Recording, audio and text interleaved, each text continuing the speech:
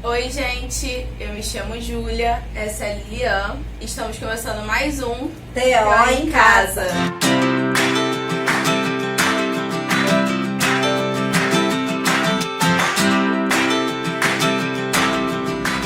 Então, para começar o vídeo de hoje, a gente queria saber um pouquinho sobre você, sobre a sua trajetória com a TO e com a gerontologia, porque o vídeo de hoje é sobre gerontologia.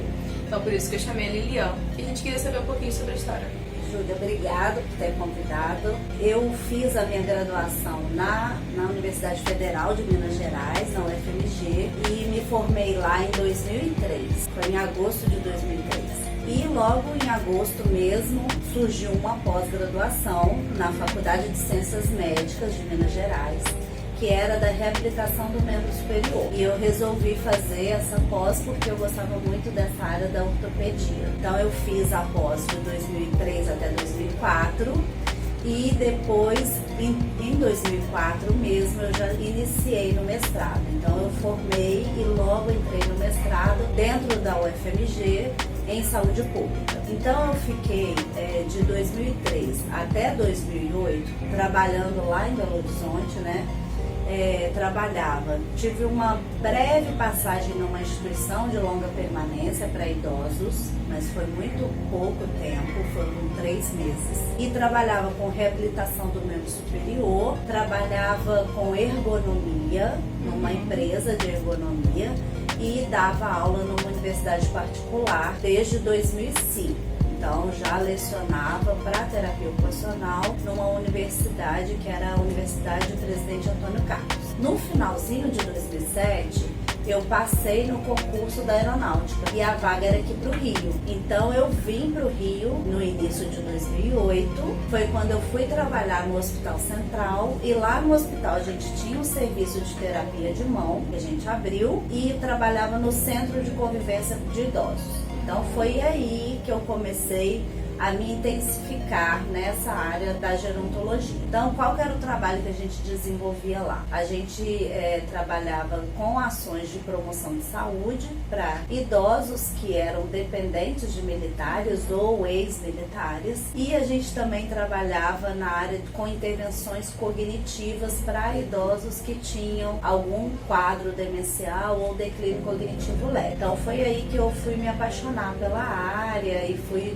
me debruçar mais pela área. Em 2010, foi quando eu entrei aqui, no início de 2010, entrei como professora substituta e logo em seguida fiz o concurso para professor efetivo, de onde estou até hoje. Aqui eu comecei na área da ortopedia, né? Mas agora eu já tenho disciplina, que eu contribuo, né, na disciplina de TO e geronto, junto com o Bruno. Tenho uma disciplina de raciocínio profissional na área da geronto, desenvolvo pesquisa e extensão também na área da geronto.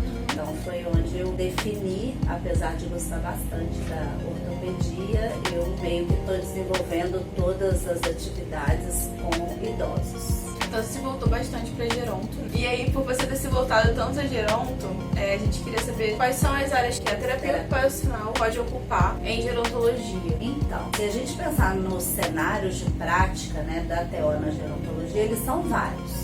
Então, o terapeuta ocupacional pode estar inserido na área da saúde, nos serviços de proteção social, através dessas instituições de longa permanência, né, por exemplo. E também temos uma área nova, que é na área da cultura, né? Então, pouco tem falado do terapeuta ocupacional, mas é uma área que está em expansão, né, promovendo a questão da acessibilidade cultural.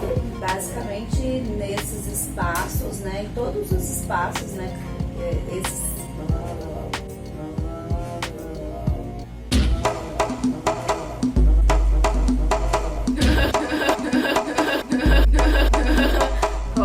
o terapeuta ocupacional também pode fazer o atendimento domiciliar. Então é muito comum terapeutas ocupacionais que atendem a pessoas, né, que estão envelhecendo no campo Pô, cara, de novo, cara!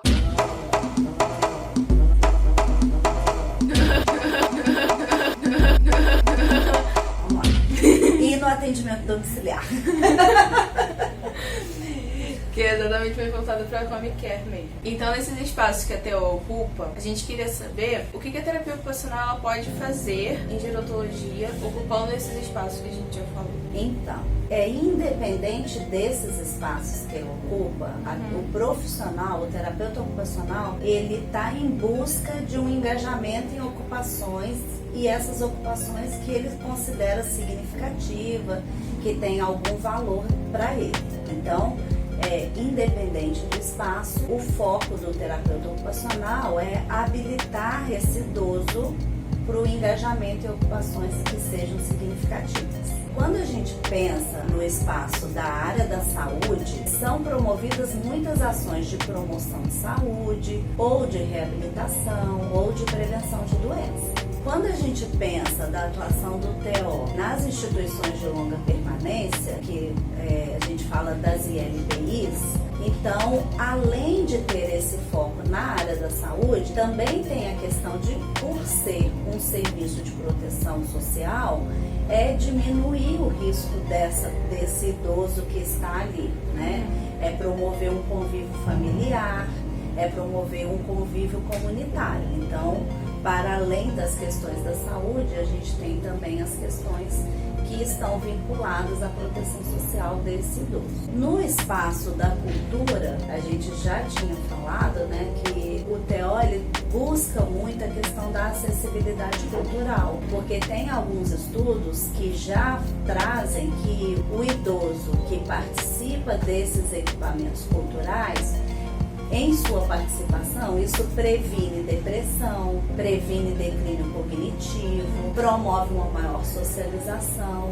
Então, tem até alguns estudos que atrelam, né, o serviço de saúde a essa participação social, porque o idoso que tem essa participação social depende muito menos dos serviços de saúde. Então já tem vários estudos. É uma área recente aqui no Brasil, mas é uma área que está crescendo aos poucos, né?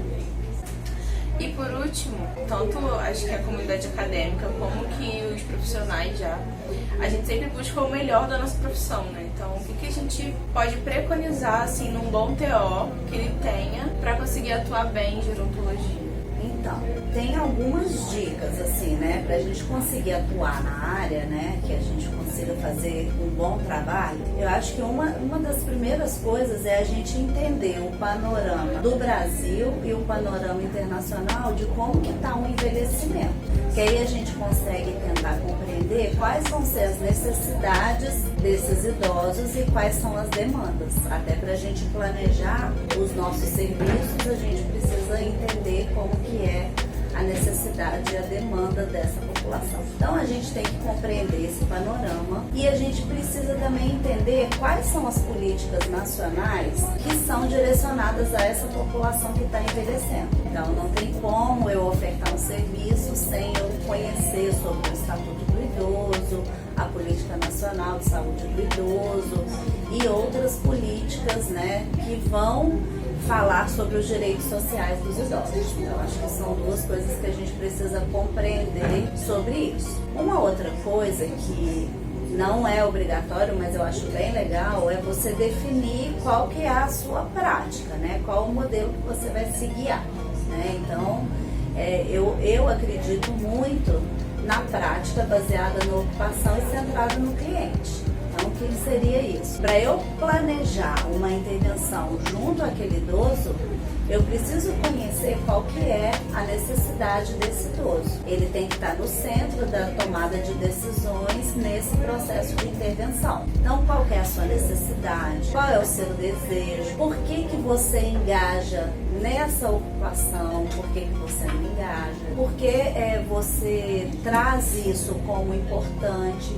Qual é o significado em exercer ou não exercer essa ocupação ou atividade, né? Então vai depender. Então eu acho que você também vê qual é a sua abordagem de tratamento, assim, né, que você vai escolher para você trazer para a sua prática. Uma outra coisa que eu acho também importante para o bom TO na área de geronto é estudar sobre quais as evidências científicas se tem sobre as intervenções.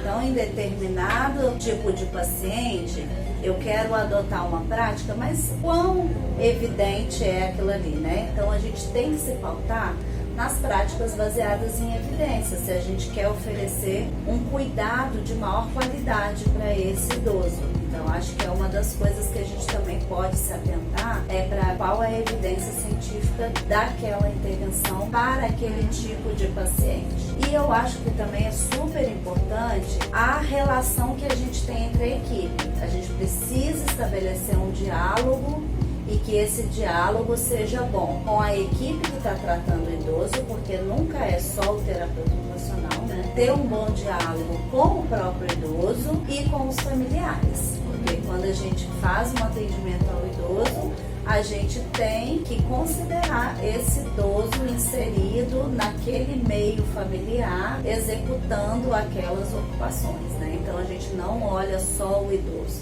a gente precisa olhar o ambiente e quem faz essa ponte, né, desse idoso com esse ambiente são as ocupações. Então acho que o foco seria basicamente isso. Então é isso, né? Acho que a gente falou de tudo. E é isso, gente. Eu vou deixar aqui embaixo o e-mail da Lilian, pra se vocês tiverem alguma dúvida, vocês entrem em contato com ela, tá bom?